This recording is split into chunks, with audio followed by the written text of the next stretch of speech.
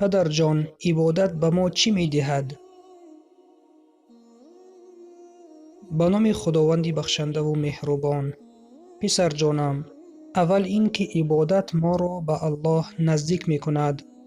ما برای آن آفریده شده ایم که الله را شناسیم و به او خدمت نماییم.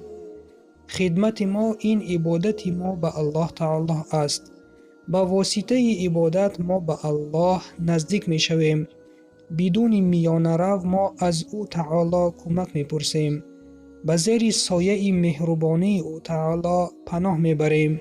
خوشبختی را ما در آن صورت می بینیم که سزاوار محبت او تعالی گردیده باشیم. پسرم، دوم این که عبادت اخلاق ما را بهتر می گرداند.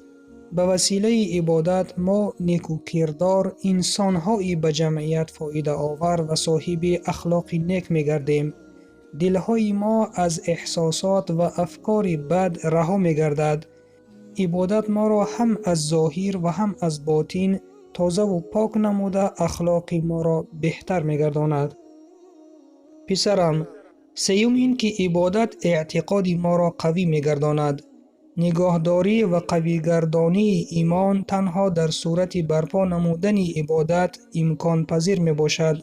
اگر ما از روی قاعده عبادت کنیم، اعتقاد ما بیشتر قوی می گردد. چطوری که ما می بینیم، عبادت هم برای این دنیا و هم برای دنیای ابدی اهمیت دارد. مسلمانی که مزه عبادت را چشیده است، در کجایی که نباشد، عبادت الله تعالی را فراموش نمی سازد.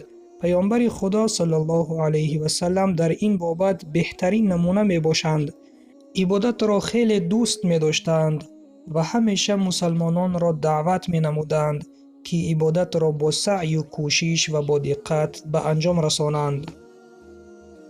الله تعالی می فرماید: بسم الله الرحمن الرحیم وما خلقت الجن والانس الا لیعبدون.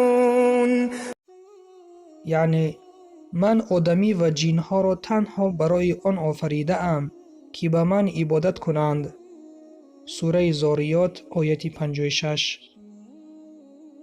یک مرد به نزد پیامبر خدا صلی الله علیه و سلم آمد و پرسید: یا رسول الله، به ما عملهای را بگو که ما را به بهشت میبرند و از دوزخ نجات میدهند. رسول الله صلی الله علیه و سلم در جواب گفتند: عبادت الله را بجای آر و کسی را به او شریک ندان. نماز گزار، زکات ده و در حق خویش و اقربایت غمخواری نما. روایت بخاری. روز پیامبر صلی الله علیه و سلم دست معاذ ابن جبل را گرفته گفتند: معاذ، به الله سوگند میخورم که من تو را دوست می‌دارم. معاذ در جواب گفت: یا رسول الله، من هم تو را دوست می‌دارم.